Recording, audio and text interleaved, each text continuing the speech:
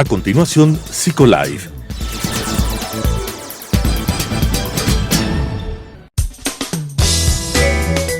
Clasificación A.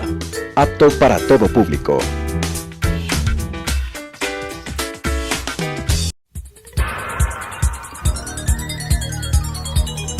Las opiniones vertidas en este espacio por la producción y dirección del programa son de exclusiva responsabilidad de sus autores y de quienes intervienen en ellos.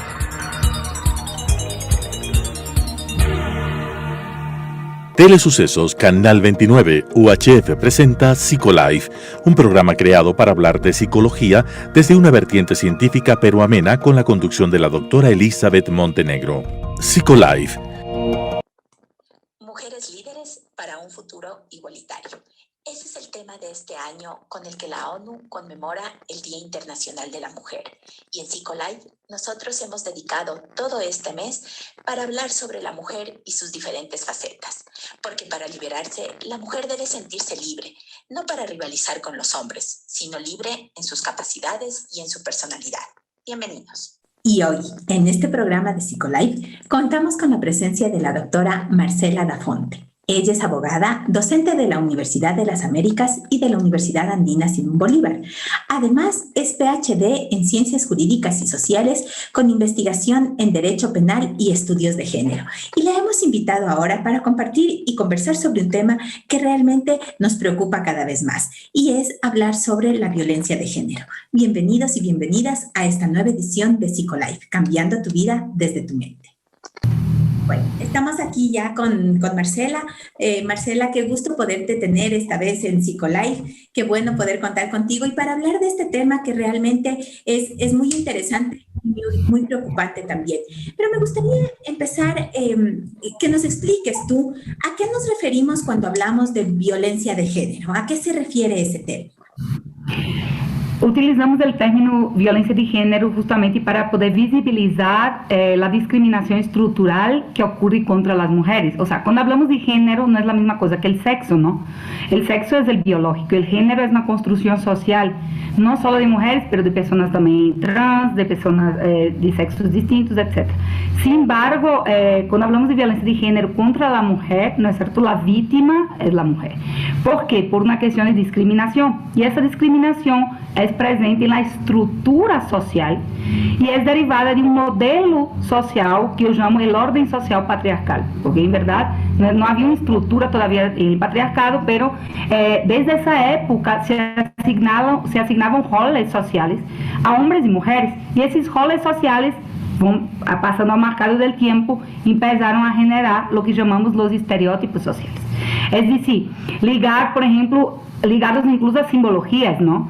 Por ejemplo, la mujer es la emoción, la mujer es el pasional, el hombre en cambio es el racional, la mujer ligada a la carga reproductiva, al cuidado de los hijos, al cuidado del hogar, y el hombre ligado a la carga de proveedor del hogar. Entonces, espacio privado, mujer, espacio público, el hombre, ¿no? Si analizamos el contexto de la historia de la mujer en diversas etapas del occidente, por ejemplo, podemos visualizar, incluso en la edad de la ilustración y de la edad moderna, las pinturas de las mujeres, las pocas mujeres artistas que habían, que tenían que pelear bastante contra el sistema, se daban justamente retratando el espacio privado que ellas vivían, ¿no?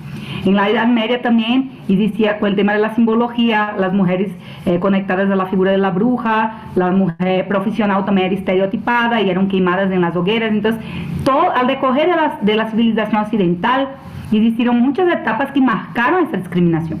Y esa discriminación sigue persistiendo. ¿Por qué?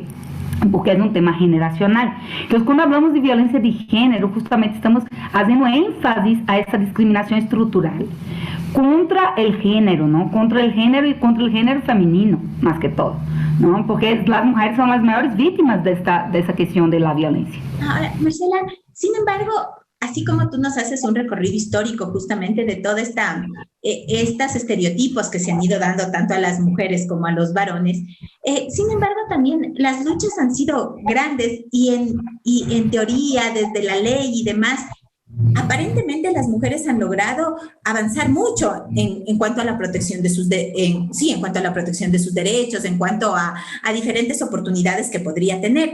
pero sin embargo la violencia sigue estando presente. ¿Por qué, a pesar de que en la ley está especificado que hay derechos para ella, por qué la violencia se mantiene como una constante y más bien cada vez va en alza antes que ir disminuyendo? Es muy importante tu pregunta, Liz, y ahí hay que racionalizar desde la lógica que la violencia es un problema social, ¿no? Y claro, y cuando esa violencia se alimenta por lo que yo llamo el embrión estructural de la discriminación, es peor todavía, ¿no? Porque no es una violencia común y corriente, es una violencia contra, por ejemplo, la violencia contra la mujer es una violencia en que atribuyes un espacio, una idea de violencia contra un ente que está en condiciones de vulnerabilidad, porque la mujer que es víctima, ella no puede estar en las mismas condiciones. Ahora, tu pregunta, ¿por qué a pesar de las leyes, ¿no es cierto?, el incremento sigue existiendo? Las leyes no garantizan, yo siempre suelo decir a mis estudiantes de la universidad que la ley per sí no garantiza derechos, ¿no? Tiene que existir una estructura, un aparataje social para hacer con que esas leyes tengan lo que llamamos de eficacia práctica y disminuir esa brecha teórica que es tener los derechos plasmados en la ley, en la Constitución, en los tratados internacionales de derechos humanos, porque la violencia de género es un tipo de violencia que afecta los derechos humanos de las mujeres. Sin embargo, una cosa es la ley, otra cosa es la realidad. Como la violencia es una realidad social y la discriminación estructural es una realidad social, no deja de existir. Hay leyes y otra cosa, es muy importante también decir esto, las leyes penales, por ejemplo, que trabajan el tema de la violencia intrafamiliar, no garantizan que va a disminuir la impunidad. Es una falsa, digamos, expectativa que el ciudadano común, que no entiende de derecho, ¿no?, que no es jurista, tiene. Que el hecho de que exista una situación plasmada o contemplada por la ley, esa situación las tasas van a reducir, ¿no? Ahora, por ejemplo, la pelea por el tema del alza de las penas, ¿no? No se disminuye, es un tema existente. Ahora en la época de la pandemia, se incrementó más. ¿Por qué? Porque uno de los tipos de violencia de género es la violencia intrafamiliar. Y el agresor está con la víctima, los femicidios, ¿no?, que ya no sería violencia. Cuando el agresor está encerrado con la víctima en el mismo espacio, el momento, la fase, porque llamamos una fase, un ciclo psicológico de la violencia, la fase de tensión aumenta. Y de la fase de tensión hacia la fase de agresión, que es la segunda parte del ciclo de la violencia, se estalla rápido. Después viene la fase de reconciliación y todo vuelve. Es un ciclo, ¿no? Entonces, es muy difícil contener esa situación en época, y ahora específicamente en época de pandemia, en que tienes el agresor encerrado con la víctima. Y no solo en Ecuador, en todas las partes del mundo. Solo para que veamos, es preocupante el tema de la violencia, y eso digo, es el tema de la discriminación.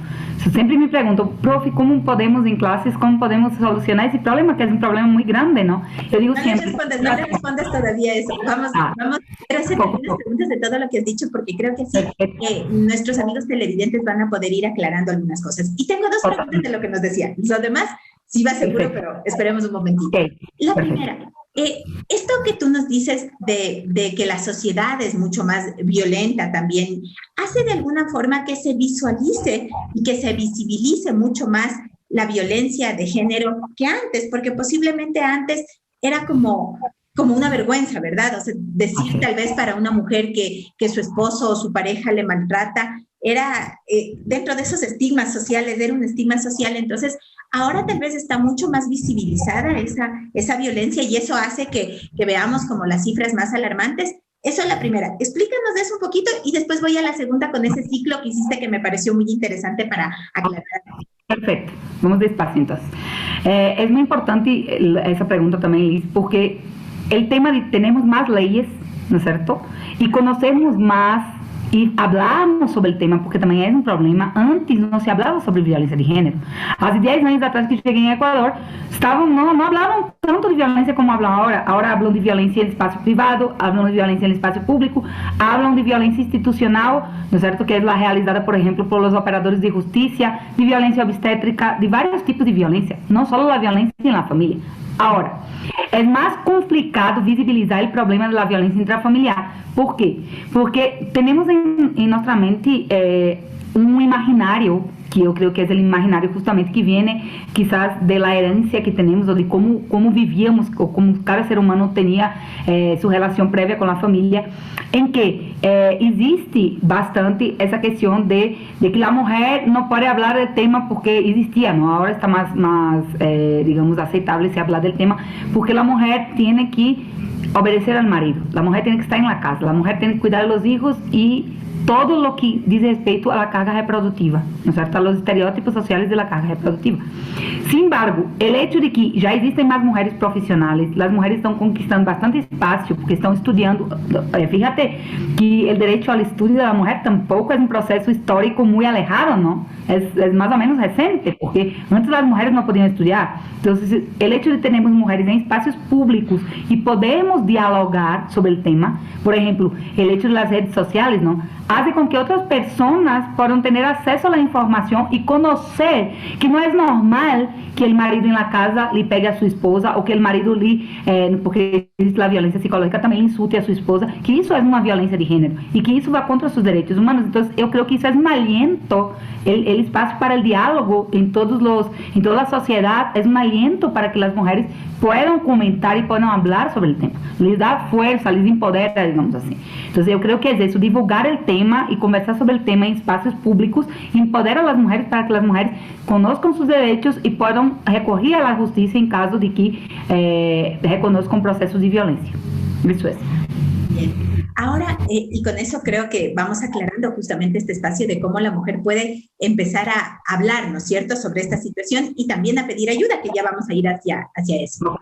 Pero tú nos hablaste hace un momento de que en la violencia existe un círculo que obviamente tiene un tinte psicológico que ahora no vamos a profundizar en eso, pero hablaste de 3 momentos. Hablaste de un momento de tensión, del momento ya de la agresión como tal, de la violencia como tal, y después de la reconciliación, es decir, como que baja un poco toda esa tensión, pero es un círculo que va a mantenerse.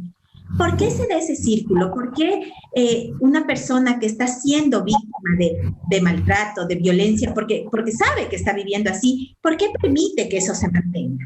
Súper importante. Ese ciclo, muchas veces, no en todos los casos, pero muchas veces parte de un proceso generacional. Es decir, normalmente la mujer que es víctima de violencia tuvo en algún momento de su vida un espacio en que observó alguien o alguna mujer muy próxima a ella, como por ejemplo su mamá, siendo víctima de violencia. Entonces, en la niñez, cuando ella asimila ese proceso de violencia, empieza a normalizar. Es decir, en la cabeza de la niña es normal que el papá le pegue a su mamá. Entonces, claro, después que ella entra en una relación y ve que pasa la misma cosa de lo que estaba asimilado en su niñez, ¿qué pasa? Empieza a aceitar eso como normal. Algunas rompen el ciclo, ¿no? Algunas buscan, para eso están los psicólogos, buscan ayuda psicológica, algunas llegan a incluso recurrir a psiquiatras porque ya es un tema tan fuerte que ya destroza el cerebro y ellas ya no tienen como solo se mantener con un psicólogo, necesitan un poco más de ayuda por parte de un médico, que es el psiquiatra.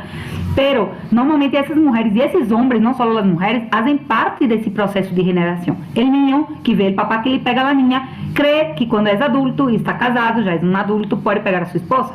Ahora, essas 3 fases, a primeira fase de tensão é justamente a fase das peleas, a fase do zelo exagerado hacia a mulher, del hecho de que o homem cree que a mulher é posesión, es de su propiedad, es su objeto, digamos. Entonces él tiene derecho a expresar y a utilizar lo que quiera para poder, digamos, hacer lo que él desee. Entonces, cuando la mujer empieza a decir que no va a calentar la comida a las 10 de la noche cuando él llega de una farra, por ejemplo, ¿no es cierto?, de estar con sus amigos, él empieza a molestarse, porque él cree en la cabeza de él que ela tiene que atenderle. Entonces, por ejemplo, ahí viene la fase de agresión, que ya se materializa, que puede ser por medio de los insultos verbales, violencia psicológica, por medio de la agresión, violencia física o hasta por medio de una agresión sexual, porque es importante también dejar claro que la violencia intrafamiliar sexual puede ocurrir, es decir, el marido puede violar a su esposa y es violencia si la mujer no está de acuerdo. Y ahí después de esa fase de agresión viene la fase del arrepentimiento. Es decir, es lo que llamamos, o muchos psicólogos llaman de fase de la luna de miel, la fase de reconciliación, es el arrepentimiento, ¿no? Entonces él trata de volver a conquistar a la mujer que está con la autoestima muy baja, que está vulnerable, está muy mal psicológicamente. Él trata de justamente otra vez intentar conquistarla con regalos, con bonitas palabras, promesas, que nunca más va a ocurrir esto. Y después, otra vez, él empieza a salir, empieza a ir al espacio público, otra vez empieza el ciclo, la mujer empieza a reclamar, él empieza con el tema de la atención, hasta que otra vez la agrede y después otra vez se reconcilia. Entonces es un ciclo. O sea, es difícil romper ese ciclo. Primera cosa, la mujer tiene que estar muy consciente para romper ese ciclo.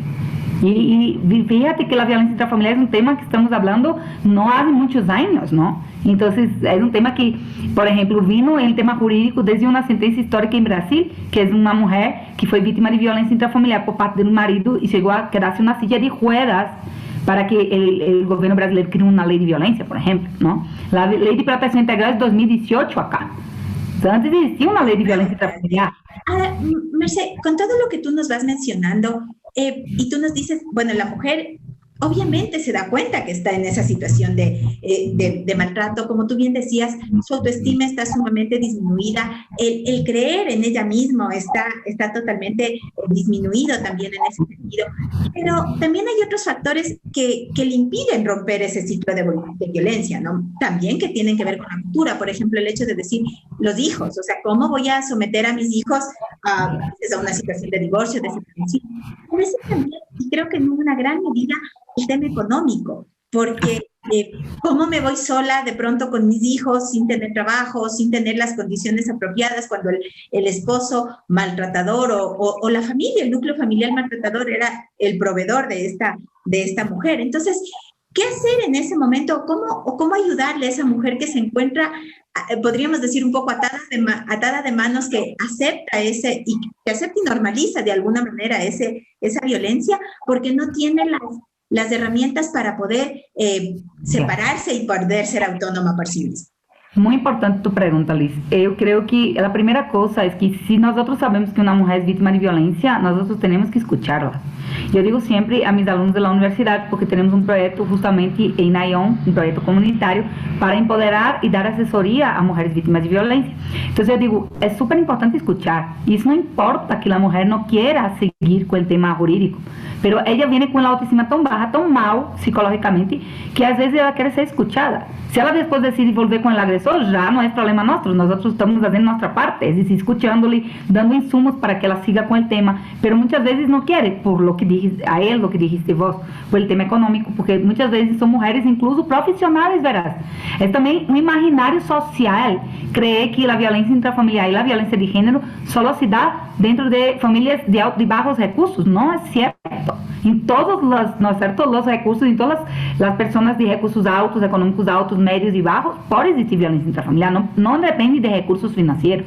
Entonces, muchas veces, por ejemplo, yo conozco casos de mujeres profesionales que fueron víctimas de violencia porque dejaron de trabajar para atender a los hijos, porque el marido, por ejemplo, estaba en una fase muy buena financiera y el marido mismo propuso, ¿no? O sea, cuídate de los niños y yo trabajo, no necesitamos que trabajes. Entonces, el tema de que la mujer depende económicamente del marido y aparte no quiere, por ejemplo, que sus hijos pierdan la figura del papá muchas veces, hacen con que ellos no denuncien, pero eso es un error. Porque yo digo siempre, una persona maltratadora es muy difícil, ¿no es cierto?, que vuelva a su condición de no maltratador, es decir, de no, una persona que no sea violenta. Para eso tiene que hacer terapia, ¿no? Eu digo sempre, por exemplo, a mis amigos jueces en las sentencias, para mí tiene que ir en las sentencias judiciales, cuando una mujer es víctima de violencia, obligar al agresor a hacer una terapia, porque independiente de que él esté con la mujer o no, él va a volver a maltratar otra mujer o la misma mujer, si es que se reconcilia o no, si es que no se reconcilia la nueva pareja.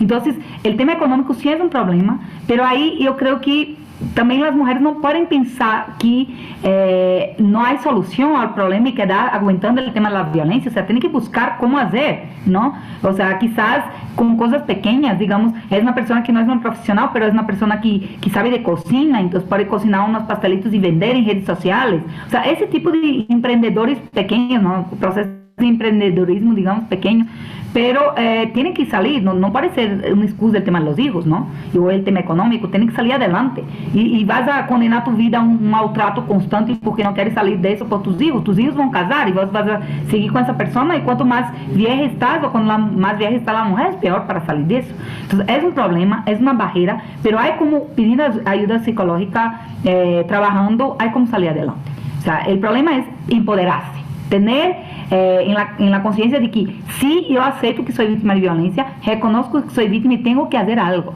No puedo quedar de manos atadas a eso. Y aquí nos ibas respondiendo justamente esa pregunta que tus alumnos te hacían, ¿qué hacer, no es cierto, en ese momento? Y creo que Marcela nos ha aclarado bien algunos aspectos. Primero, el hecho de buscar a alguien que te escuche, porque no necesariamente la ayuda va a lo legal o a veces a lo psicológico, sino el tener un espacio donde la persona que está siendo víctima de maltrato pueda hablar de lo que le está pasando es ya el primer paso, que después le permitirá ir hasta estos otros dos pasos que tú bien hacías referencia, sea la parte psicológica, que va a ser fundamental, obviamente, a la parte jurídica también, porque va a haber momentos en los cuales tendrá que resguardársele también desde ese punto de vista a la mujer, y todo eso le va ayudando a ese empoderamiento que tú nos mencionabas, y eso va a empezar a ayudar a romper ese ciclo de violencia. Realmente, Marcela, muchas gracias, y mira que el tiempo se vuela en realidad, sobre todo en una conversación tan amena, tan clara como Marcela nos fue dando paso a paso cómo se va dando esta situación. Creo que son los espacios justamente a través de los cuales muchas personas que nos pueden estar mirando, que tienen personas a su alrededor que posiblemente están viviendo este tipo de situaciones, encontrar como dar justamente este primer paso. Quiero agradecerte, Marcela, por habernos acompañado en Psicolife, invitarte a las puertas de Psicolife abiertas para ti. Es la primera vez que nos acompañas, pero invitarte para que podamos seguir haciendo otros programas en este sentido también. Muchas gracias, Liz, me encantó, realmente es una conversación muy importante, yo creo que es un espacio que tienes muy bueno y estoy a las órdenes, es decir, cuando necesites profundizar este tema de violencia de género, violencia intrafamiliar, cuentas conmigo. Me parece súper importante que la ciudadanía, ¿no es cierto?, que la sociedad sepa sobre el tema para saber cómo actuar en casos de violencia, es muy importante, realmente. Muchas gracias. Y bueno, y estos espacios son justamente creados para ustedes, por ustedes, porque son ustedes quienes nos van transmitiendo sus dudas, sus inquietudes y proponiendo también los temas sobre los cuales quisieran que abordemos con nuestros profesionales invitados.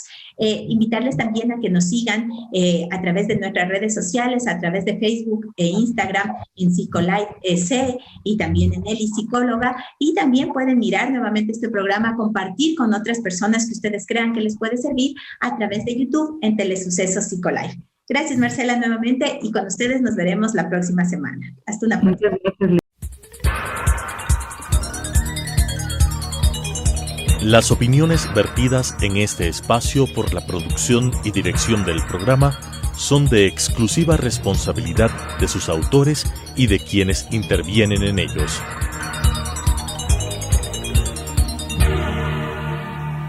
Telesucesos Canal 29 UHF presentó Psicolife, un programa creado para hablar de psicología desde una vertiente científica pero amena, con la conducción de la doctora Elizabeth Montenegro. Psicolife